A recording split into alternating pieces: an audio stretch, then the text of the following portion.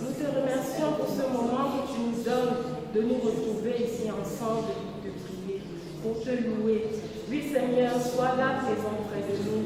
Envoie ton Esprit Saint sur nous, afin qu'il puisse nous embraser cette chapelle. Mets ta parole dans la bouche de ton Fils que tu as choisi pour nous enseigner ce soir.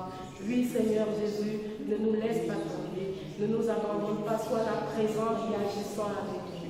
Merci, Seigneur Jésus.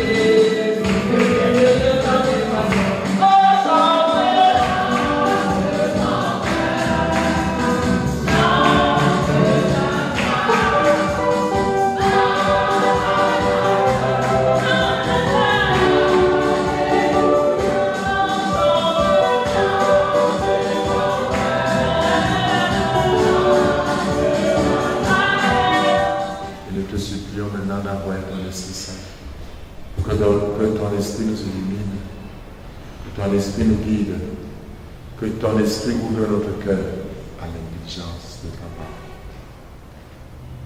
Esprit de Dieu, descends, descends. Esprit de Dieu, descends sur nous. Esprit d'amour, esprit d'amour, descends.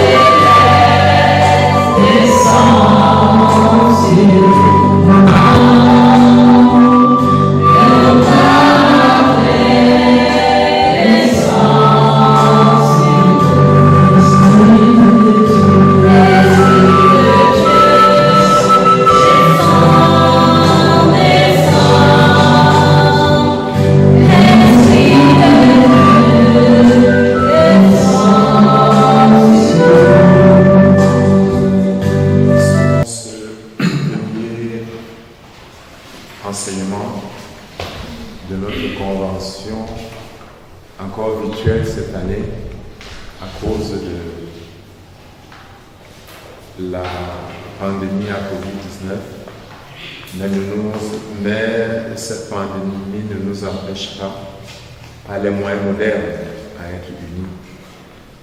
Notre thème est de rester éveillé et de prier, partant de Marc au chapitre 13, verset 33, qui guidera notre convention. L'enseignement de ce soir, qui m'est donné de vous partager, s'intitule « L'urgence de la conviction et de la foi authentique ». Restez en tenue de service et gardez vos lampes allumées. Je voudrais commencer ce partage d'ouverture par le principe, c'est-à-dire le commencement de la mission de Jésus, selon saint Marc. je partirai de là pour essayer de donner de comprendre en quoi la conversion est une urgence. Et j'essaierai de voir comment la vie de foi authentique est une manière de rester en tenue de service et de garder nos lampes allumées. Partons donc de l'évangile selon saint Marc au 1er chapitre. Jésus commence sa prédication avec un thème clair. Disons, après l'arrestation de Jean, Jésus partit pour la Galilée proclamer l'évangile de Dieu. Il disait, les temps sont accomplis, le règne de Dieu est tout proche, convertissez-vous et croyez à l'évangile.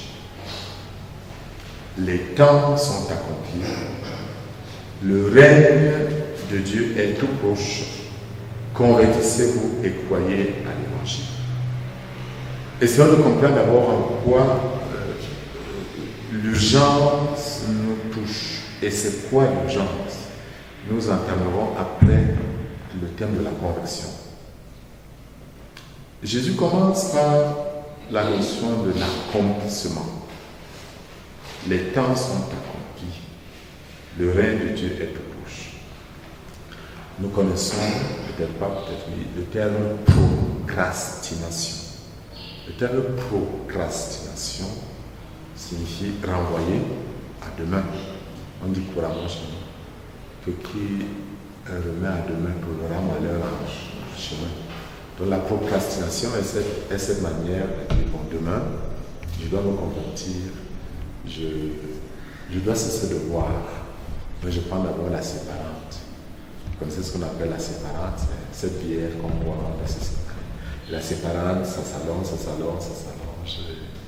et on ne finit plus. Donc, mais en partant de l'accomplissement du temps, nous pourrons mieux comprendre la nécessité de l'urgence. Quand Jésus dit « les temps sont accomplis », le règne de Dieu est tout proche.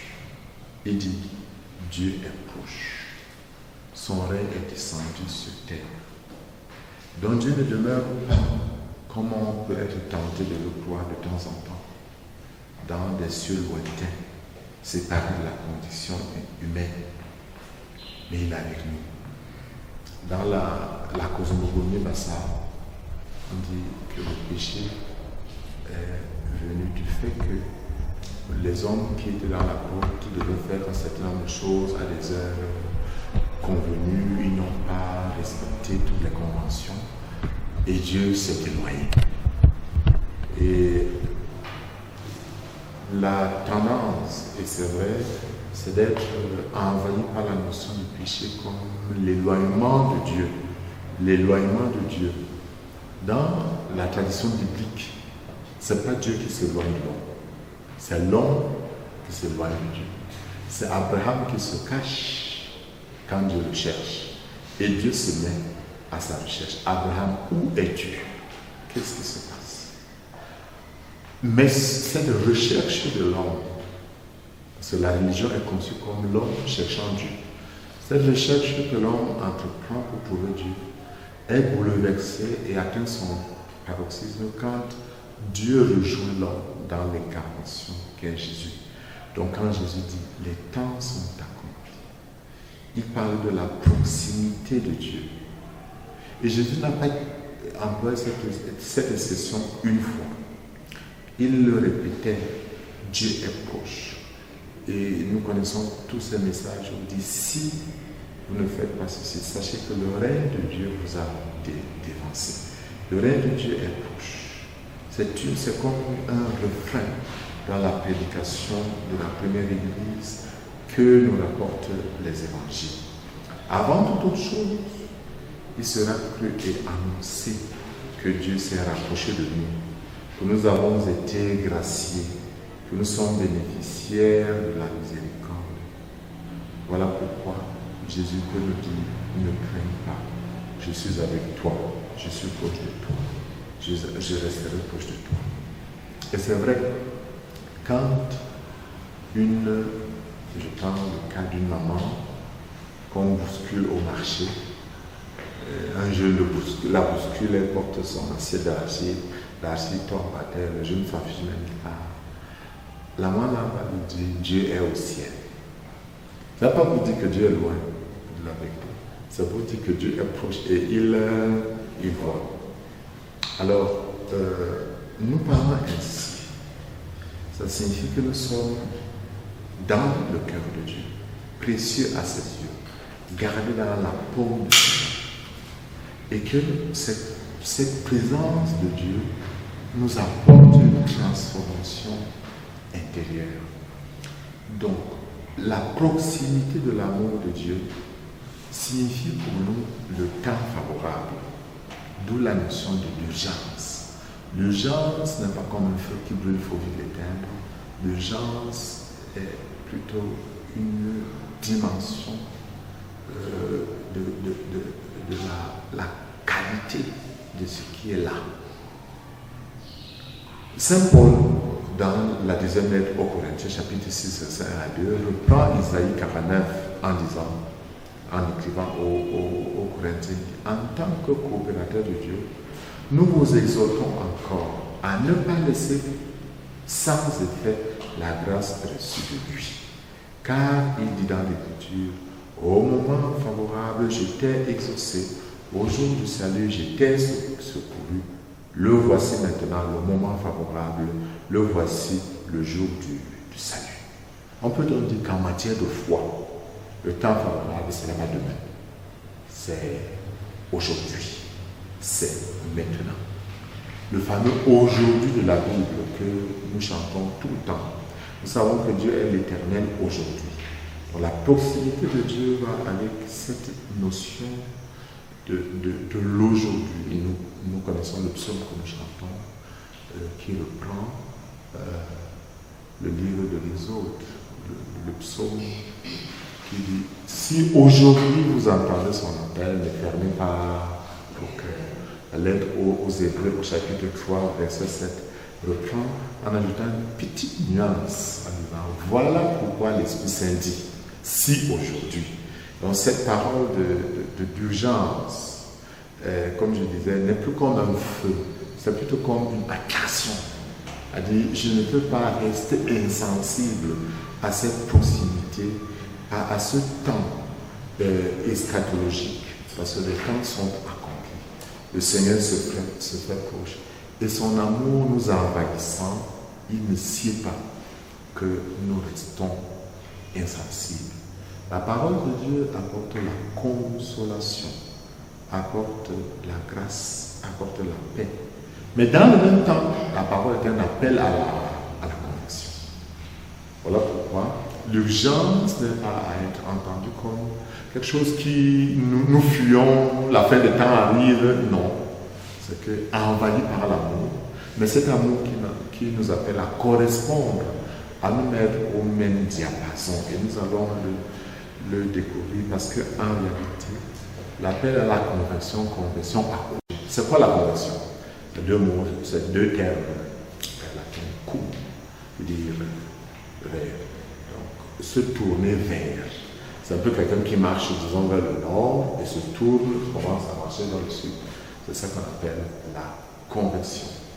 Alors, nous sommes tous appelés à ce retournement intérieur qui signifie quitter une manière d'être, une manière de faire et entamer une autre manière de faire. Et de prime abord, sachant que c'est l'œuvre de l'Esprit Saint. C'est l'œuvre de l'Esprit Saint qui seul peut nous amener à voir la beauté qui nous attire et non la crainte. C'est la conversion, ce n'est pas poussé par la peur, c'est poussé par la beauté. La beauté qui m'attire, je dis non, je ne peux pas continuer à vivre dans la mer. Nous connaissons la fameuse belle histoire de l'enfant prodigue. L'enfant prodigue, par calcul, ce n'est pas par amour de son père. Il dit, vraiment, j'ai ras-le-bol de misérer. Donc il est attiré par la vie matérielle, pas l'amour, pas la vraie vie. C'est son père, le Père miséricordieux, qui lui montre sa miséricorde et lui donne plus qu'il n'espérait. Mais le mouvement étant suscité par l'Esprit Saint, il est indispensable que nous comprenions ce à quoi nous sommes appelés dans la conversion. Il y a un autre cas, n'est-ce pas, de la fameuse rencontre entre André et Jésus. Et André qui va dire à son ami, d'abord à son frère, Pierre, et après Philippe entre dans le jeu. Quand André rencontre Pierre, il lui dit, j'ai rencontré, viens prendre. Mais le plus beau, c'est la parole de Philippe à Nathanaël. Quand Philippe dit à Nathanaël, nous avons trouvé le Messie. Nathanaël dit, il vient de Nazareth. Philippe ne lui fait pas de démonstration. Il lui dit, viens et vois. Viens et vois. Il est venu, il a vu. Et il est resté. Il a quitté une manière d'être, c'est ça la conversion, pour prendre une nouvelle manière d'être. Mais notons la chose la plus importante. Et ça, c'est indispensable à bien comprendre. La conversion ne touche pas foncièrement de petites choses. On m'a appelé, Théo m'appelle, même mon Seigneur, il est déjà l'heure, nous t'attendons. Je lui dis que je suis à 2 pas alors qu'il soit 4 pas. C'est un péché. Mais la vraie conversion, ce n'est pas ça. La conversion dont Jésus parle, quand il dit convertissez-vous, parce qu'il faut dire les 2 phrases, et croyez à la bonne nouvelle. Donc la conversion consiste à cesser de ne pas croire pour croire. C'est ça la vraie conversion. À cesser de ne pas croire à quoi? Pour le cas d'espèce, à cesser à chercher le Messie ailleurs. Et à se rendre compte que le Messie c'est le Christ.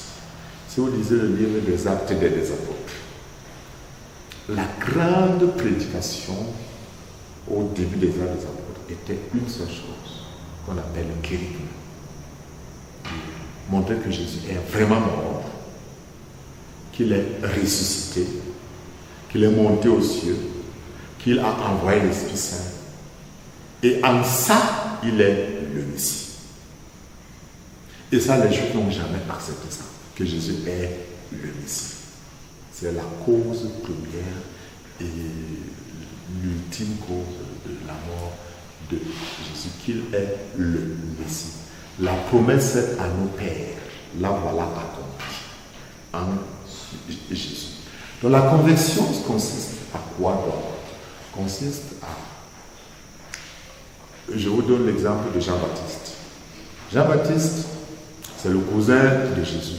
Mais il ne connaît pas Jésus quand il parle seulement humainement. Il dit, celui qui m'a envoyé m'a dit, celui sur qui tu verras l'Esprit descendre, c'est lui. Et Jean-Baptiste connaissait bien Jésus, c'était son cousin. Mais il doit avoir une autre connaissance. Mais malgré cette connaissance, maintenant il est enfermé en face des difficultés. Il envoie ses disciples poser cette question à Jésus. Es-tu celui qui doit venir ou bien on doit chercher un autre? Et Jésus ne lui répond pas comme il le fait souvent. Il cite Isaïe.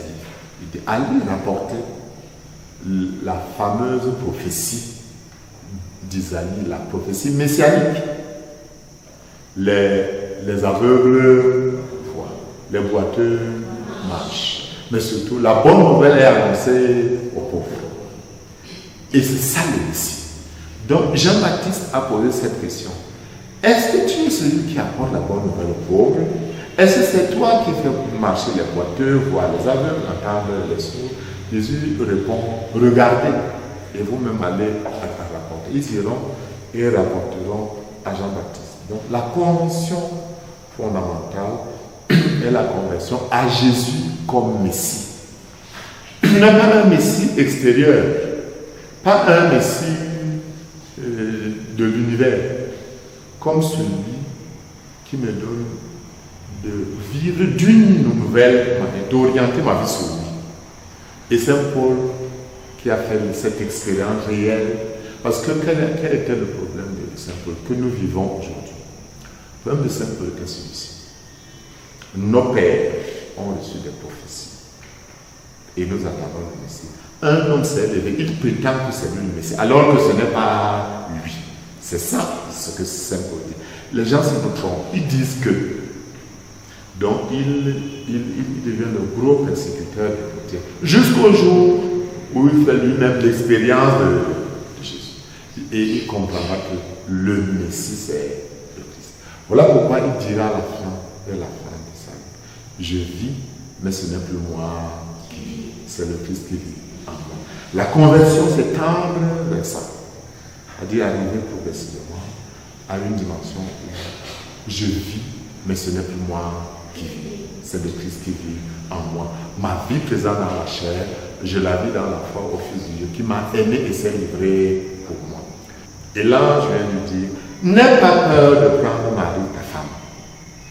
Et quand Joseph se réveilla, il fit ce que l'ange lui a dit. C'est ça la conversion. Moi, j'avais programmé que je vais la répudier en secret. Mais comme Dieu m'a dit, et je fais ce que Dieu a dit, donc je me suis converti. Donc la conversion radicale sera toujours écouter l'émotion intérieure de l'Esprit Saint pour accomplir ce que Dieu veut. Abandonner mes penchants, mes idées, mes projets les meilleurs pour que Dieu réalise en moi ce que c'est ça. Et cette conversion est urgente pour le renouveau charismatique. S'il y a une urgence des urgences, c'est qu'on puisse arriver à retrouver le cœur de cette richesse. Que ce ne soit nous qui vivons, que l'Esprit nous amène à l'obéissance de la foi, c'est-à-dire à coller notre oreille sur la parole de Dieu et à vivre de cette parole. La conversion va nous pousser à devenir image et ressemblance de Dieu. Et Jésus lui disait très bien, mais qui est à son image et à sa ressemblance? C'est-à-dire qui est son frère, qui est sa sœur, qui est sa mère? C'est celui qui écoute sa parole et la met en pratique. Donc la dynamique de la conversion, c'est une dynamique perpétuelle de l'accueil du projet que Dieu a pour moi et le renoncement à ce que moi je vais vivre ou que en moi se réalise. Et c'est ça la vie authentique. Maintenant, cette authenticité, c'est notre thème, ne l'oublions pas, c'est que nous puissions, ayant accueilli la conversion, n'est-ce pas, dans son urgence, avoir une vie de foi authentique. La vie de foi authentique part de cette base et nous ne devons jamais l'oublier. La vie de foi authentique part de la base que je suis appelé à être image et ressemblance de Dieu. Quand nous prions, nous avons ce que nous appelons les préfaces. Il y a les préfaces quand le Seigneur soit avec vous. Élevons notre cœur, notre nom vers le Seigneur. Rendons grâce au Seigneur, notre Dieu. Alors il y a une préface, il y en a plusieurs. Il y a la deuxième des apôtres, qui dit, Seigneur, tu as fondé ton Église pour qu'elle soit signe de ta sainteté sur la terre et qu'elle annonce ton évangile. Donc, être transformé, ça signifie être permanemment signe de la sainteté de Dieu et dans le même temps, un instrument pour l'annonce de sa bonne nouvelle. C'est ça le socle. Et ce socle ne part que de la foi. C'est-à-dire, Dieu tient ma main.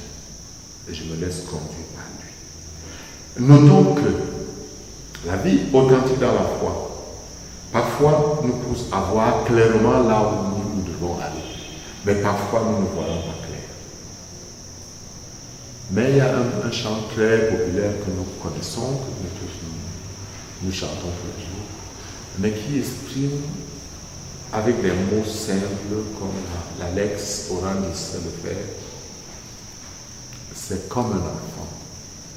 Comme un enfant.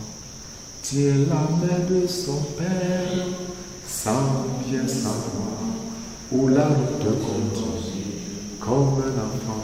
Chantant dans la lumière, chante aussi bien dans la nuit. Donc, comme un enfant tient la main de son père, sans bien savoir où la route conduit, mais il continue à marcher. Pourquoi? Parce qu'il tient la main de son père. Alors, le fait de tenir la main de Dieu, c'est ça la foi. Je tiens la main de Dieu. Maintenant, parfois je vois, parfois je ne vois pas. Et je chante quand il y a la lumière, mais je dois aussi être capable de chanter quand il n'y a pas la lumière. Mais je chante à cause d'une seule certitude. Je tiens la main de Dieu, en sachant qu'il ne peut pas me laisser tomber, qu'il ne peut pas m'abandonner. C'est ça l'appel, l'urgence à l'amour envahissant de Dieu qui nous aime au-delà de tout, nous appelle à lui faire confiance. L'urgence de la conviction, c'est l'urgence de la réponse à l'amour de Dieu par l'acte de foi. La foi, c'est la réponse de l'homme à Dieu qui le premier lui fait cette déclaration. Je t'aime, je veux que tu sois mon peuple et que je sois ton Dieu. Et quand je dis, Seigneur, me voici, fais de moi ce que tu veux, amène-moi, conduis-moi. Donc, j'ai la foi. Il ne faut jamais entendre parfois le fait, par exemple, de penser que si je porte la croix, on me lance, on veut faire ceci, ça va pas me toucher. Même pas ça la foi. La foi, c'est que je sais que Dieu, je tiens la main de Dieu. Parce que, parenthèse, Kérosène a chanté que l'enfant de Dieu n'échoue jamais. C'est au premier degré. Parce que Jésus est mort et enterré. N'est-ce pas? Jésus est mort et on l'a enterré. Tu fais un examen, tu échoues. Il y a des jeunes filles qui se sont conservées et qui n'ont pas d'enfant. Alors, quand vous tenez le langage de l'enfant de Dieu n'échoue jamais, ça signifie que ce que la jeune fille a dit qu'elle a été correcte n'est pas vrai. Parce que si elle disait la vérité, elle ne serait pas la situation où elle n'oserait pas vrai. Job a connu ce cas. La foi va au-delà de ça. C'est de continuer à chanter dans la nuit comme quand il y a la lumière. Parce que parfois il y a la nuit. Parfois il y a la nuit. C'est la puissance de la résurrection. Parce que la foi est basée sur la résurrection. C'est pour dire, si le Christ n'est pas mort d'abord et ressuscité, notre foi est vaine. Croire, ça signifie quoi? Ça signifie que ma vie ne peut jamais être une voie sans issue. Je peux ne pas avoir d'enfant, moi qui suis une femme mariée, mais être heureuse. N'est-ce pas? Parce que le bonheur, ce n'est pas les enfants. Donc je peux transformer un handicap qui est réel. Quand on dit que Dieu écrit droit sur les lignes courbes, les lignes sont courbes. Hein? Oui, les lignes sont courbes. Mais Dieu a la capacité de créer des issues là où il n'y a plus de chemin. Il ouvre un chemin. Les Juifs sont poursuivis par les Égyptiens. Il y a la mer morte. Dieu fait quoi? Il ouvre un chemin. C'est ça la foi. Que Dieu est capable d'ouvrir. Mais ça ne veut pas dire qu'il n'y avait pas la mer morte. Il y avait la mer. La mer existe. Donc il y a des choses qui nous bloquent complètement. Mais Dieu devient capable, dans sa puissance, de transformer même l'échec en un examen, en quelque chose de merveilleux 10 ans après. Si je connais un prêtre qui a échoué, et l'année d'après, qui a échoué au bac, et l'année d'après, un prêtre est venu leur parler de la vocation dans sa classe. Et il a attrapé le virus. Ça, c'était l'exemple simple. Il y a beaucoup de petites choses. Ça, maintenant, ayant fait cette expérience, nous qui avons fait l'expérience à rencontre avec le Christ, nous ne devons pas nous endormir. Voilà pourquoi le Christ nous dit: restez en tenue de service et gardez vos lampes allumées. Ne soyez pas comme des gens qui attendent leur maître et s'endorment. Non. Donc, nous devons rester en tenue de service et garder nos lampes allumées. Alors, la foi nous met dans une relation de communion avec Dieu. Maintenant, cette relation de communion doit être entretenue. C'est ça, rester éveillé et garder nos lampes allumées. Comment entretenir? Comment être dans le monde des témoins? J'ai dit que Dieu veut que nous soyons des signes de la sainteté de Dieu. Un signe, c'est ce qu'on voit. Et des instruments pour l'annonce de la bonne nouvelle. Comment faire pour rester éveillé? Alors, l'Église nous donne un enseignement simple. Je commence par celui-là. L'Église nous donne un enseignement simple, des choses qui nous permettent de rester éveillés.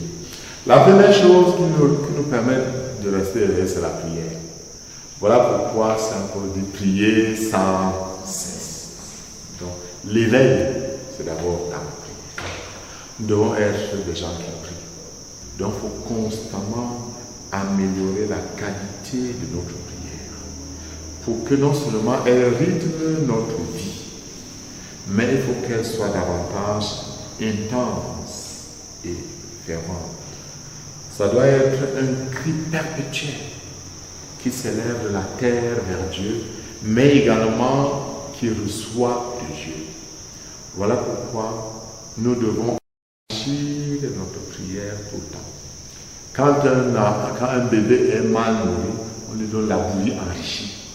Nous devons enrichir notre prière, notamment par le silence et la lecture divine. La grande clé de l'enrichissement de notre prière charismatique, c'est notamment le silence et la lecture divine. Dans le silence, je retrouve l'adoration. Que nous redevenions ces gens qui savent se mettre devant Dieu pour adorer Jésus présent dans le Saint-Sacrement, dans le silence de notre cœur, pour qu'il nous parle. Parce qu'il demande souvent à mes fidèles en tournée, si Dieu te parle. Non, mon Seigneur, Dieu ne parle pas. Dieu a dit cesser de parler, mais que non. Mais est-ce que nous écoutons Dieu? Voilà pourquoi Dieu crie dans la Bible, écoute Israël. Oh Israël, si tu m'écoutais, écoute. Il y a une dimension importante de la notion de l'écoute. Pour écouter, alors il faut faire silence. Dans l'écoute et la lecture divine pour enrichir notre prière. Et beaucoup de charismatiques prient, parlent, chantent, merveilleux. Mais si la prière est un dialogue, elle a la dimension du dialogue. Ça ne touche pas que les charismatiques, même nous prêtent. Quand nous prions les psaumes, quand nous prions les laudes, les vêpres, quand on arrive, parce que nous tombons, nous prions les laudes, les vêpres, il y a l'hymne composé par nous. Les psaumes sont la parole de l'homme qui parle à Dieu. Nous lisons ce qui est écrit, lecture brève. Après la lecture brève, nous passons très rapidement. Aucun temps pour entrer en communion avec Dieu qui nous parle. Et même dans une veille de prière charismatique, combien de temps est donné à l'écoute de Dieu, au silence? Et même dans notre prière personnelle, quel est l'espace que nous donnons à Dieu pour qu'il nous parle? Nous parlons, c'est déjà beau. Pour le louer, lui rendre grâce, l'adorer, le chanter, tout ce qu'on veut. Et après, nous demandons pour nous-mêmes, nous demandons pour les autres, lui parle quand. Donc, l'éveil pour moi, pour nous autres charismatiques, c'est une prière qui doit davantage devenir un temps où nous découvrons ce que Dieu dit, ce que Dieu me dit. Et partant de ce que Dieu me dit, je parle à Dieu, je rumine sa parole et je laisse qu'elle transforme mon être parce que Dieu crée par sa parole. Alors, si je vais dire qu'il me soit fait selon ta parole, qu'est-ce que Dieu a dit avant que je lui dise qu'il me soit fait selon ta parole? Ne l'oublions jamais. Jésus a dit, il dit, l'homme ne vit pas que de pain. Vous savez, ici le livre du Deutéronome. Et Jésus, dans sa lutte contre le mal, dans les tentations au désert, il nous montre comment la parole de Dieu est une arme efficace. Vivons de la parole de Dieu, c'est le pain quotidien. Donne-nous notre pain de ce jour. Le pain n'est pas que le pain, le riz, le couscous, la tchéké, je ne sais pas quoi. C'est aussi et surtout la parole de Dieu. Notre vie doit être marquée, si nous voulons rester en éveil, par des paroles de Dieu qui de jour en jour devient la lampe sur notre... Restons en éveil en étant des bons serviteurs si nous sommes fonctionnaires. Nous sommes enseignants. Rester en tenue de service pour un enseignant, c'est bien préparer le cours. Pour un médecin, c'est d'avoir la conscience professionnelle qu'il a la vie des gens entre ses mains. J'ai connu une expérience dramatique moi-même au mois d'avril, le 1er avril. J'ai perdu ma petite sœur, l'unique d'ailleurs que j'avais déchirée. Elle s'appelle, mais par une chose sérieuse, l'absence de conscience professionnelle. Les médecins s'en fichent carrément. Ils s'en fichent. J'ai même compris que la corruption, ça n'aime rien. Parce que si on te donne même l'argent et que tu n'es pas consciencieux, même avec l'argent, tu ne feras rien. Il y a une absence de conscience professionnelle. Alors, que ce soit le médecin, l'amour de notre pays, l'amour de nos pays. Je me demande si en Afrique, comme je suis du Cameroun, je vois le Cameroun. Est-ce que les Camerounais aiment le Cameroun? Mais ça fiche carrément. Rester en tenue de service, mais servir ce peuple pour rendre les gens heureux. Mais tu es prêtre, tu es évêque, tu es serviteur pour rendre tes fidèles, tes prêtres, tes sémaris heureux. Tu es à leur service pour être pour eux un instrument de bonheur. Ça, c'est rester élevé.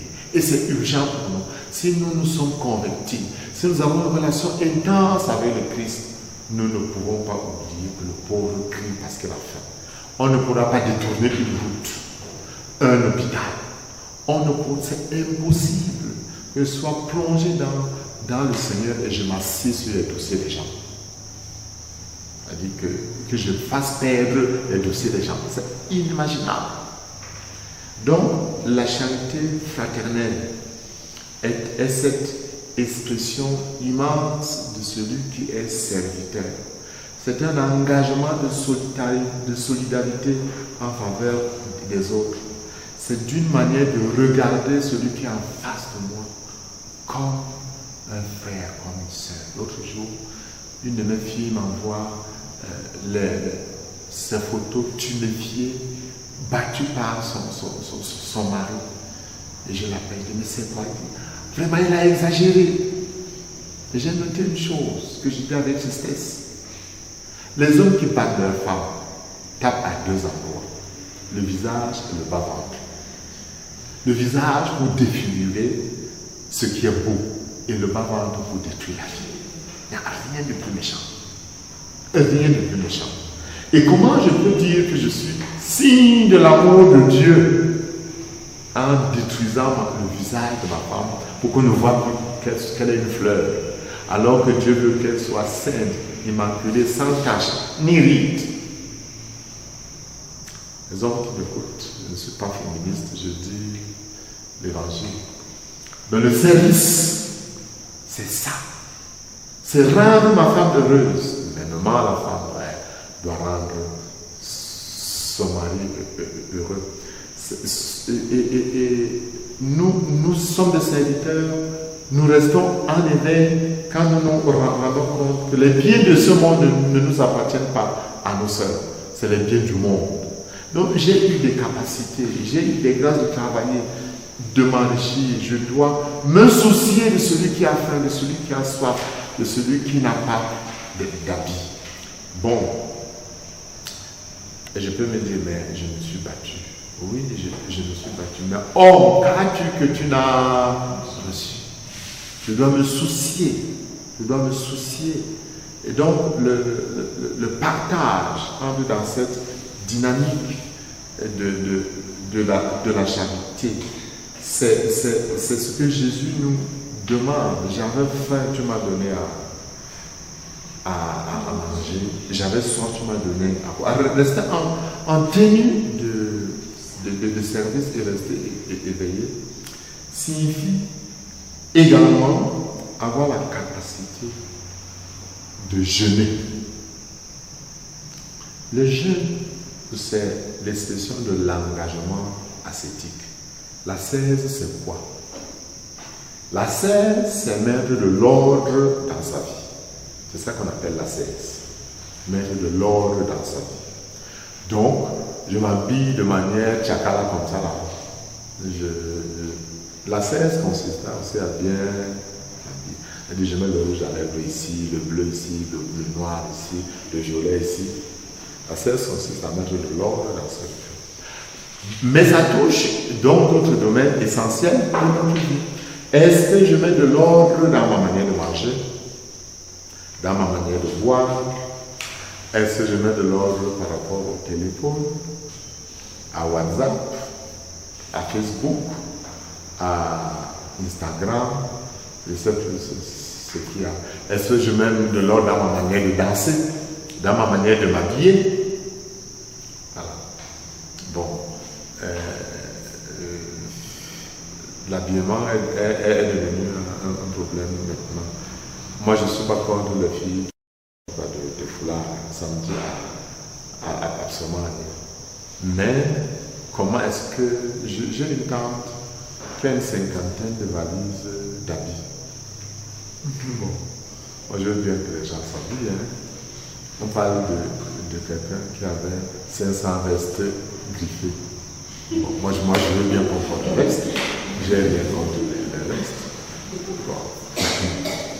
Donc la cesse consistera à mettre de l'ordre dans mon habillement en termes de qualité, en termes de quantité, en termes... La cesse consistera à mettre de l'ordre dans ma relation avec mes copines, mes copains, comment je vis ma vie affective, comment je vis ma vie sexuelle. Tout ça, ça regarde la cesse. Donc, je ne peux pas parler de rester en éveil sans de l'ordre dans ma vie. L'état d'éveil implique aussi cette dimension, n'est-ce pas, de la cesse comme ordre. Mais ceci signifie également renoncement pour faire de la place aux autres, pour mettre de l'ordre, pour éteindre en moi ce qui est nuisible, pour éteindre en moi ce qui germe de l'égoïsme, pour ce qui crée de la distance avec les autres. Ça fait partie de la cesse. Et le téléphone devient un problème maintenant. Ouais. Il faut qu'il y ait de la cesse dans l'emploi du téléphone. À table, les gens mangent et ils WhatsApp. Non, il faut mettre de l'ordre. Il faut éviter ce qui crée de la distance physique, spirituelle. Signifie également, comme Saint Paul le dit dans sa lettre aux Thessaloniciens, il dit que le Seigneur vous donne entre vous, à l'égard de tous les hommes, un amour de plus en plus intense et débordant. Un amour de plus en plus intense et débordant. Ça veut dire la qualité de l'amour et la quantité, les deux à la fois. La qualité de l'amour et la quantité, les deux. Alors, je connais des couples qui s'aiment tellement et ils ont exclu la famille, la grande famille. Non, ça ne tient pas. Je ne suis plus témoin dans ma grande famille. Et je vis avec ma femme, comme on dit, à l'occidental, ceux qui vivent chez les Blancs, c'est vraiment ma femme, mais mes enfants, même si mon oncle meurt et tout. Je dois avoir une implication, et ceux qui sont de la diaspora pour nous, et qui m'écoutent, il y a une nécessité d'une implication dans nos pays, pour que vous nous apportiez, comme la Grande Royale avait dit à Samba Diallo, n'est-ce pas, d'aller à l'école pour apprendre à lier le bois au bois, à vaincre sans convaincre. Frères et sœurs en Jésus, nous avons partagé sur ce beau thème l'urgence de la conversion et de la vie de foi authentique. Restez en train de service et gardez vos lampes allumées. L'urgence nous vient de la proximité de Dieu. Dieu s'est fait présent au milieu de nous parce que les temps sont accomplis. Et la conversion, c'est cet appel, non pas à renoncer au doigt, mais à me donner entièrement au Christ, à le faire comme mon Messie, mon Sauveur, mon Seigneur et mon Roi, avoir soif de lui, comme dit le psaume Et Dieu, c'est toi, mon Dieu, mon âme a soif de toi. Avoir ce désir tout le temps. C'est ça la conviction qui doit être perpétuelle et qui ne se termine. Et c'est une urgence, pas comme le feu qui nous poursuit, non, mais comme la bonté qui nous envahit. Il nous attire de l'intérieur. Et ça doit donc nous pousser à avoir une relation de foi authentique. Dieu nous tient par la main. Nous lui faisons confiance. Il ne peut pas nous abandonner. Et vivre donc comme si la sainteté de Dieu dans le monde est comme des instruments qui annoncent que Dieu est vivant, qui annoncent la bonne nouvelle. Cela signifie d'abord pour moi être ceux qui prient de manière intense et ferme. D'être ceux qui aiment et qui sont au service des autres, qui sont des instruments de transformation du monde. Ça signifie également aimer comme Jésus nous appelle à aimer en quantité et en qualité, les charismes, les talents que nous avons reçus, que nous les mettions au service des autres, et chacun de nous ayant un devoir d'État, que nous l'accomplissions comme il le faut. Que le Seigneur, dans sa bonté, en ce Saint jour, nous donne de l'accueillir, le temps étant accompli, que l'Esprit Saint ouvre nos cœurs à la compréhension de ce message immense. Que la parole de Dieu brûle nos cœurs maintenant et à jamais, détruisant en nous les germes de mort, pour laisser que seul Dieu vive en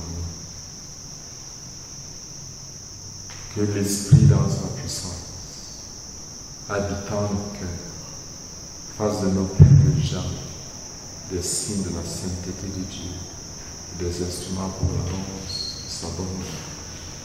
Que le Seigneur nous transforme chaque jour, petit à petit, nous donne d'abandonner notre égoïsme, notre moi, notre ego, pour laisser Dieu prendre un peu de place en nous. Seigneur, puisses-tu grandir en moi, et que moi je diminue. Puisses-tu grandir dans mon être, et que moi je diminue. Et ainsi faire de moi quelqu'un qui est vraiment au service comme tu désires que je le sois. Seigneur, je t'en supplie. Habite ma prière pour qu'elle soit authentique. Donne-moi un cœur pour que comme toi je sois prêt à laver les pieds de mes disciples, de mes frères et sœurs. Tu l'as fait en montrant l'exemple. Que je sois au service avec le temps de Dieu, avec la tenue. Que je reste toujours éveillé dans la prière, dans la méditation de la parole, dans l'amour du prochain. Que mon cœur ne s'endorme jamais. Alors Seigneur, donne-moi la grâce de mettre de l'ordre dans ma vie. Si dans ma vie il y a des traits de manque d'authenticité, de manque d'engagement, que ton esprit m'aide, Seigneur, à mettre de l'ordre dans ma vie, afin que je sois vraiment témoin tel que tu le dis. Écoute ma prière, Seigneur, par l'intercession de Marie, notre Mère que tu nous as donnée au pied de la croix, qui intercède pour nous à tout moment, et par l'intercession de tous les saints, afin que nous soyons tels que tu le désires, éveillés dans la prière. Gloire et louange à toi, Seigneur. Béni sois-tu, Seigneur. Béni sois-tu, Seigneur. Gloire à toi, Père. Alléluia. Gloire à ton Fils. Alléluia. Gloire à l'Esprit. Alléluia.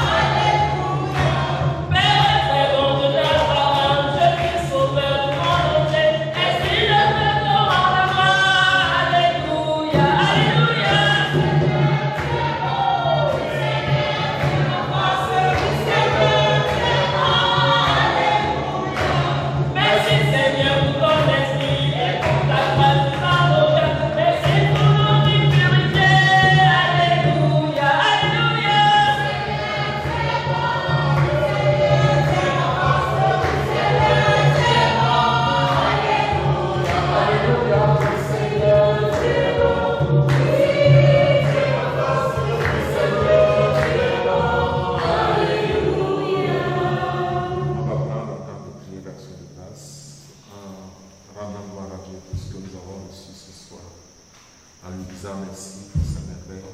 Merci pour sa parole. Merci parce qu'il apparaît dans notre vie et nous proclame la proximité de Dieu en lui disant merci pour l'appel qu'il réitère dans nos cœurs aujourd'hui à la conversion pour une vie authentique. Gloire et louange à toi, Seigneur Jésus. Gloire et louange à toi, Seigneur Jésus.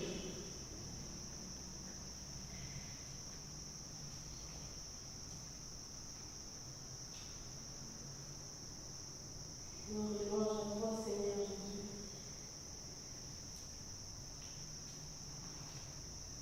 Pour cette parole que tu nous as donnée à travers ce thème.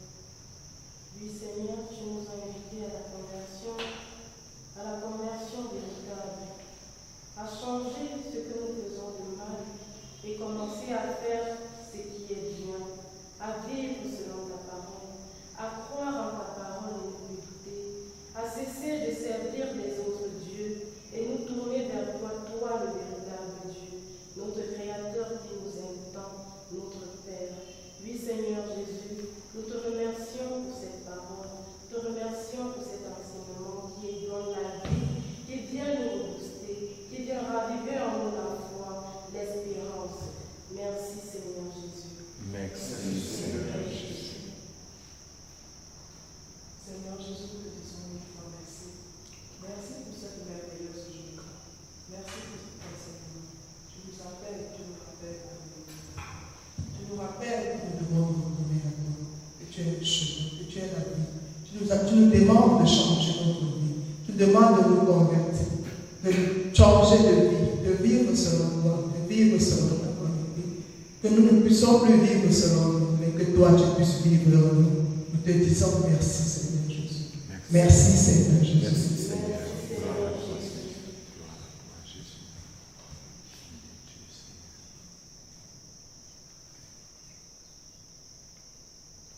Tournez les yeux vers le Seigneur et rayonnez de joie. Chantez son nom de tout votre cœur. Il est notre Seigneur.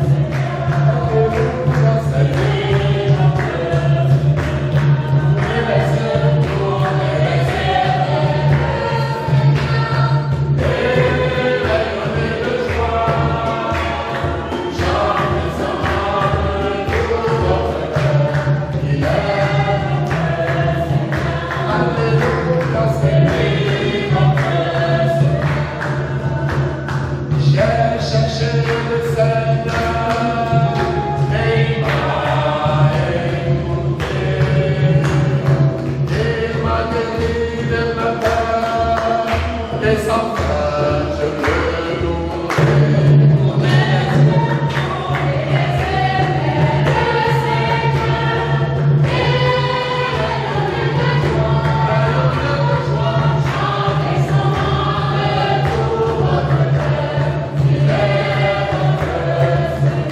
Alléluia, c'est lui notre Seigneur. Je cherche le Seigneur, le seront privilégiés. S'ils lui ouvrent leur cœur, ils seront comblés. Alléluia,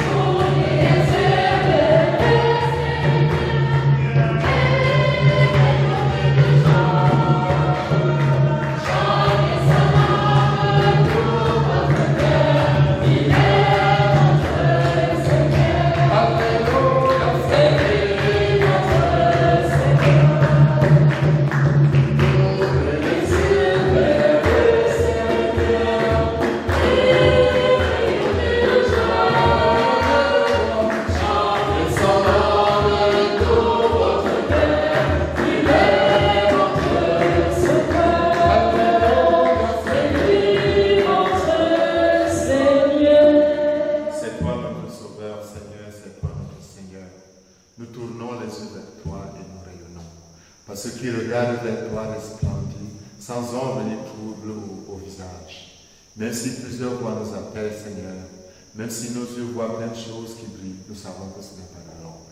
Oui, Seigneur, en toi et en toi seule est la vie. En toi et en toi seule est la vie, une vie qui ne nuit jamais, qui ne tarit jamais, qui ne flétrit jamais. Tu nous appelles à cette vie authentique, Seigneur, et te disons merci. Merci de déposer dans nos cœurs ce soir, Seigneur, cette joie, cette conviction intérieure que tu es la vérité, le chemin et la vie. Et nous te rendons gloire, Seigneur. Nous te bénissons. Nous te glorifions. Gloire et louange à toi, Seigneur Jésus. Gloire et louange à toi, Seigneur Jésus.